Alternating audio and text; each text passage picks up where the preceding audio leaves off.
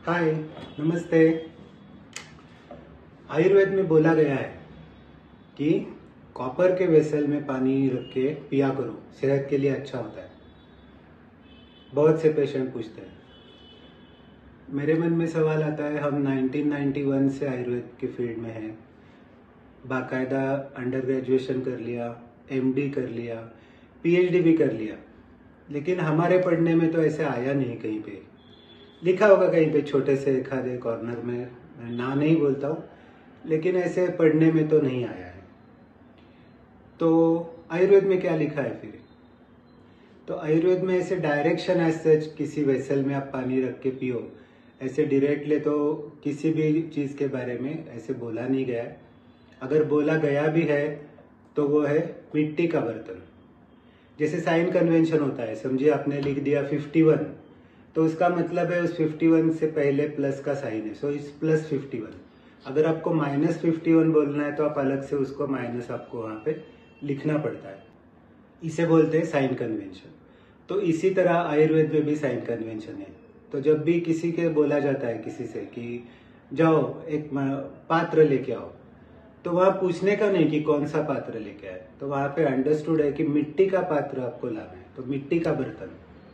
तो उस तरह से अगर वो रूल हम यहाँ पे लागू करें तो मिट्टी के पात्र में पानी रखना मुनासिब है आयुर्वेद के हिसाब से। तो मिट्टी क्या है?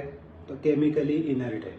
मतलब अगर हम उसको एक्स्ट्रापोलेट करें तो जो भी कोई चीज़ इनर्ट है केमिकली, वो चल सकती है। मतलब वो क्या क्या, मिट्टी तो खुद हो गई, मिट्टी का बर्तन हो गया, या फिर कांच का बर्तन हो गया, या फिर अभी स्टेनलेस स्टील जो आजकल यूज होता है वो हो गया, या फिर सोने का, अगर आपको बहुत ही ज़्यादा हेल्थ कॉशियस आप है और उसके लिए ये भी अच्छा है, तो फिर सोने का बर्तन आप यूज़ कर सकते हैं। तो ये सिर्फ 4 ही बर्तन हैं जो हम इनडायरेक्टली समझ सकते हैं कि पानी रखने के लिए अच्छे हो सकते हैं, केमिकली इनर्ट का अगर हम सोचे तो ताम्र में रख के क्या फ़ायदा होता है, वो भी एक अलग से सवाल मन में उठता है।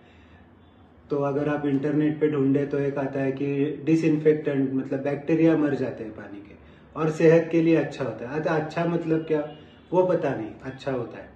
तो अभी आज का हमारा पानी वो वैसे भी सब प्यूरिफाइड रहता है, क्लोरीन से उस पर ट्रीटमेंट हो जाती है, तो और कोई डिसइंफेक्टेंट की ज़रूरत है ऐसे मुझे पर्सनली लगता नहीं।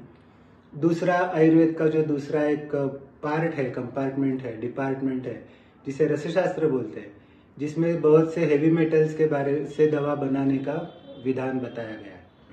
उसमें भी बोला गया है कि ताम्र जो है वो बहुत ज़्यादा टॉक्सिक मेटल है। मतलब क्या कि उसका भस्म बनाना, मतलब उसका ऑक्साइड या व्हाटएवर, उसको अग्नि संस्कार करके उसका भस्म बनाने की हर एक मेटल की प्रक्रिया आयुर्वेद में दी गई है, जिसमें ताम्र का जो है वो भस्म बनाना एकदम मुश्किल होता है। और वो अगर पूरी तरह से अच्छे से वो भस्म नहीं बना तो उससे क्या क्या दुष्परिणाम शरीर पे होते हैं, ये भी विस्तार से लिखा गया है। तो अगर भस्म भी अगर पूरी तरह से नहीं बना तो भी अगर वो टॉक्सिक है, तो बर्तन में डायरेक्टली पानी रख के अगर ले लिया जाए तो वो कितना अच्छा होगा सेहत के लिए, मुझे सच में पता नहीं। तो यहाँ पे मैं आपको कोई भी कंफर्म यस या नो इस तरह की गाइडलाइन नहीं दे सकता, लेकिन फिर भी आप सोचिए कि बेनिफिट रिस्क रेशो होता है, कोई भी चीज़ करने के बेनिफिट्स क्या है और इसके रिस्क क्या है। अगर आप उसका मोल भाव करें तो फिर आपको पता चलेगा कि अगर बेनिफिट ज़्यादा है तो कर सकते हैं, बेनिफिट ज़्यादा नहीं है, रिस्क ज़्यादा है, तो उसको नहीं करना ज़्यादा मुनासिब होगा। तो आज के लिए बस इतना ही। बहुत बहुत धन्यवाद वीडियो देखने के लिए। अगर आपको पसंद आ गया हो, उसकी जानकारी आपको उपयुक्त लगी हो, तो लाइक कीजिए, शेयर कीजिए, चैनल को सब्सक्राइब कीजिए। पिछले वीडियो का लिंक भी आपको नीचे डिस्क्रिप्शन में मिल जाएगा। फिर से मिलते हैं। बहुत बहुत धन्यवाद।